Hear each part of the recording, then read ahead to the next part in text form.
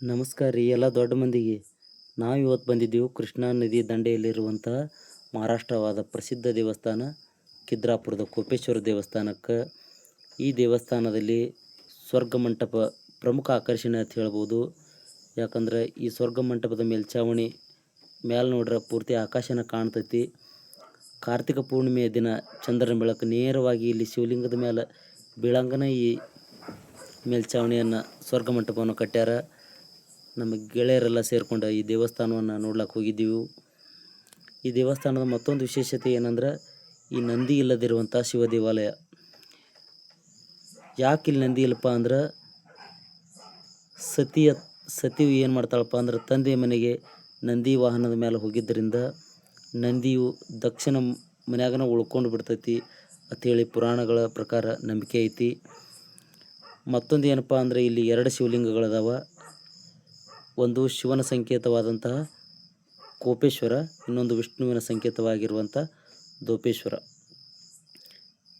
ಈ ದೇವಸ್ಥಾನದ ಐತಿಹಾಸಿಕ ಹಿನ್ನೆಲೆಯನ್ನು ನೋಡ್ಬೇಕಂದ್ರೆ ಸತಿಯ ಆತ್ಮಾರ್ಪಣೆ ಅಂತ ಹೇಳ್ಬೋದು. ದಕ್ಷ ಬ್ರಹ್ಮನು ಹಮ್ಮಿಕೊಂಡಿರುವಂಥ ಯಜ್ಞಕ್ಕೆ ಶಿವ ಮತ್ತು ಆತನ ಪತ್ನಿಯನ್ನು ಸತಿಯನ್ನು ಕರೆದಿರಂಗಿಲ್ಲ. ಆದರೂ ಸತಿ ಆ ಯಜ್ಞಕ್ಕೆ ಹೋಗ್ತಾಳೆ. ಅಲ್ಲಿ ಅಪಮಾನ ಆತಿದ್ದಕ್ಕಿಗೆ. ಆವಾಗ ತಂದೆಯ ಅಪಮಾನವನ್ನು ತಾಳಾರ್ದ ಸತಿ ಏನು ಮಾಡ್ತಾಳಂದ್ರೆ ಆ ಯಜ್ಞಕಾರಿ ಪ್ರಾಣ ಕಳ್ಕೊಂಡ್ಬಿಡ್ತಾಳೆ. ಆವಾಗ ಕ್ರೋಧಗೊಂಡಿರುವಂಥ ಶಿವ ಏನು ಮಾಡ್ತಾನಪ್ಪ ಅಂದ್ರೆ ದಕ್ಷನ ಶಿರಚ್ಛೇದವನ್ನು ಮಾಡ್ತಾನೆ. ಆವಾಗ ಶಿವನ ಕೋಪವನ್ನು ಶಾಂತಗೊಳಿಸಲಿಕ್ಕೆ ದೇವತೆಗಳೆಲ್ಲರೂ ಹರಸಾಹಸವನ್ನು ಪಡ್ತಾರೆ.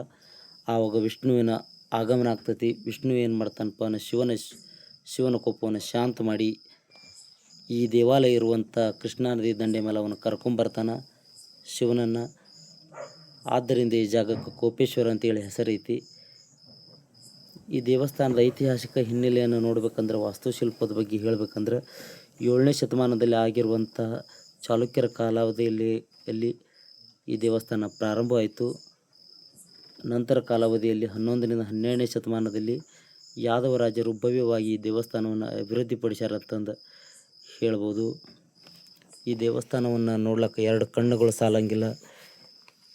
ಈ ದೇವಸ್ಥಾನ ಸುತ್ತಮುತ್ತಲೂ ಎಲ್ಲೇ ನೋಡ್ರಿ ನೀವು ಯಾವುದೂ ಮೂರ್ತಿ ಈಗ ಅಚ್ಚುಕಟ್ಟಾಗಿ ಕಾಣೋಂಗಿಲ್ಲ. ಯಾಕಂದ್ರೆ ವಿದೇಶಿ ದಾಳಿಕೋರರು ಈ ದೇವಸ್ಥಾನದ ಮ್ಯಾಗ ದಾಳಿ ಮಾಡಿ ಎಲ್ಲವನ್ನು ಧ್ವಂಸ ಮಾಡ್ಯಾರ, ಹಾಳು ಮಾಡ್ಯಾರ ಅಂತ ಹೇಳ್ಬೋದು. ಈ ದೇವಸ್ಥಾನವನ್ನು ಪೂರ್ತಿ ಆನೆಗಳು ಹೊತ್ಕೊಂಡು ಕುಂತಾವ.